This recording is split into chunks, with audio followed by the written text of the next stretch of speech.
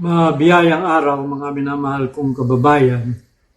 Nais ko po sanang magpasalamat sa inyo sa pagkakataong binigay ninyo sa aking presidente, si Brother Faisal Montay Mangondato, at sa inyong lingkod, Attorney Carlos Elasio Serapio, na magpakilala po sa inyo nitong mga nakaraan na araw sa pamamagitan ng COMELEC e-rally platform.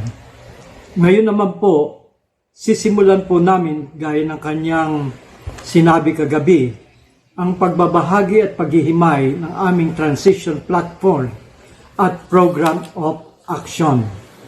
Sana po ay subaybayan ninyo mula ngayong araw na ito hanggang sa mga susunod na araw ang aming pagbabahagi at pagpapaliwanag sa platform po na ito. Sa diwa ng isang pag-ibig sa Diyos at bayan, maraming salamat po sa inyo at mabuhay po tayo. Transition Platform and Program of Action. Situational Analysis and Political Reading. The nation is in a state of moral convolution.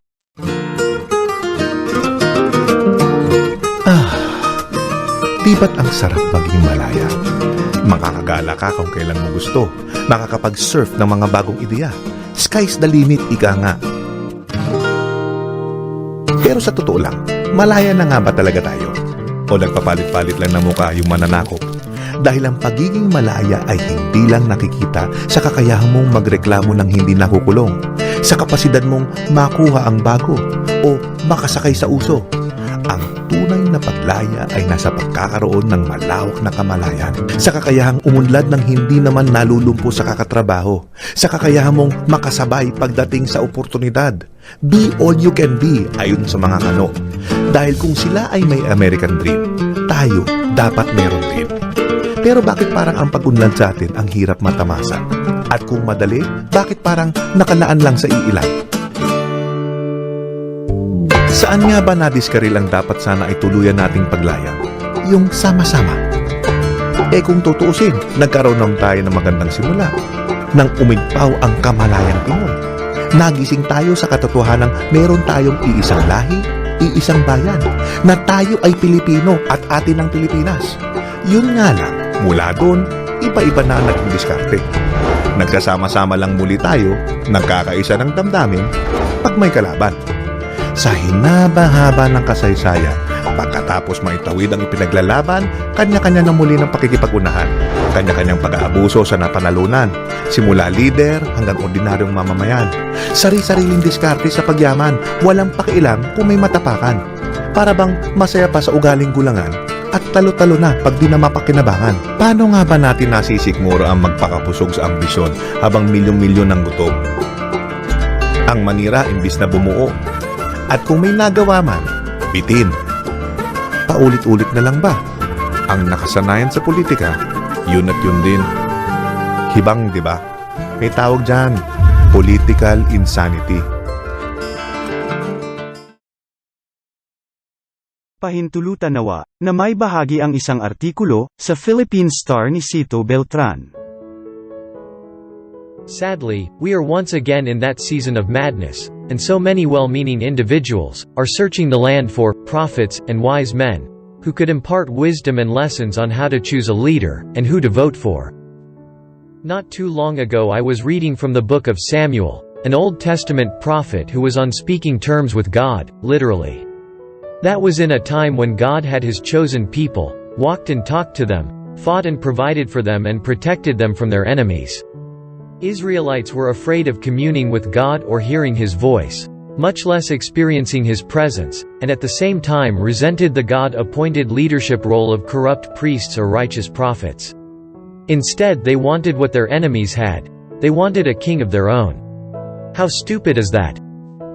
There you are with God the Almighty, but instead you want an inferior version of a leader. In fact, Samuel the prophet went out of his way to explain what kings do to their subjects and the cost that comes with being subjugated by fleshly royalty. But the Israelites insisted on having a king instead of God. I don't think they even realized how offensive that choice was to God. And right now, that is what we are about to do as well. We turn to man instead of God. As I considered the invitation and what I had just read from the Bible, it brought me back to a column I had written many elections back, where I suggested that people may elect candidates from the vice president down to barangay captain, but when it comes to the president of the Philippines, I believe that it is singularly the decision of God on who is elected. In that column, I pointed out that every president beginning with Ferdinand E. Marcos, Cory Aquino, Fidel Ramos, Irap Estrada, Gloria Arroyo, Noynoy Aquino and Rodrigo Duterte individually had a God-given role to play and a social issue to address. FM stopped the communists from taking over the Philippines during a time that communists took over Southeast Asia.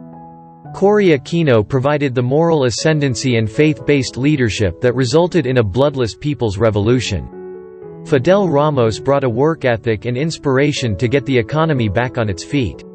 Irap served as the reminder and hope for the poor who had been forgotten by politicians and economists. Gloria was in one part good for the economy but also a punishment for those who manipulated and orchestrated the regime change against Irap. Noynoy Aquino was placed to restore decency in government and economic improvement, and Rodrigo Duterte, in spite of himself, has changed our drug-crazed landscape where women no longer felt safe to take taxis or go out at night, and as the president we needed to impose all of the COVID-19 policies and protocols. In short, God continues to pick and choose who sits in Malacañang because whether or not we deserve it, God clearly cares and loves this country and our people. Having said all that, I now find myself uninterested in being a prophet or a guide on who or how to choose a candidate or national leader. The selection process is almost always dependent on or subject to our individual expectations and moral compass or the lack of it. Instead, I would tell people not to rely on others for tips or suggestions on who to vote for. Let's do things differently if we want a different outcome. Don't go to man, go to God. I am not being hyper-spiritual or overly religious. We all go to God to pray for help, favors, provision of healing, etc. Why can't we go to God to ask for His guidance on the matter? While you are at it, go and pray for God to give us the right president as well as all the other public officials that are needed to bring true and lasting reforms for the country. A number of churches of different denominations have started including the elections in their weekly masses or services and prayer schedules. But not many of us are openly out there among family, friends and even on social media advocating and asking everyone to go to God in prayer and inviting Him daily to be our king and not just the kingmaker.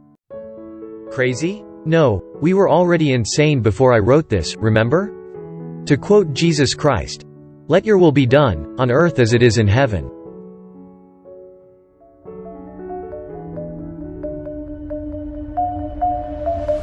Bato ba tayo o itlog? Ano nga ba ang dahilan kung bakit hindi mapisa-pisa ang itlog? At kung mapisa man ay nabubugok o nababansot? Hindi ba ang itlog, kapag nalapatan ng tamang init, ay napipisa at nagiging sisiw na nagluluwal ng bagong buhay? Bakit kahit anong init ng panlipunang kahirapan, kawalan ng katarungan at korupsyon, hindi tayo mapisa sa tunay na pagbabago tungo sa bagong buhay? Ba't ba tayo na hindi mababago? O tayo ba ay itlog?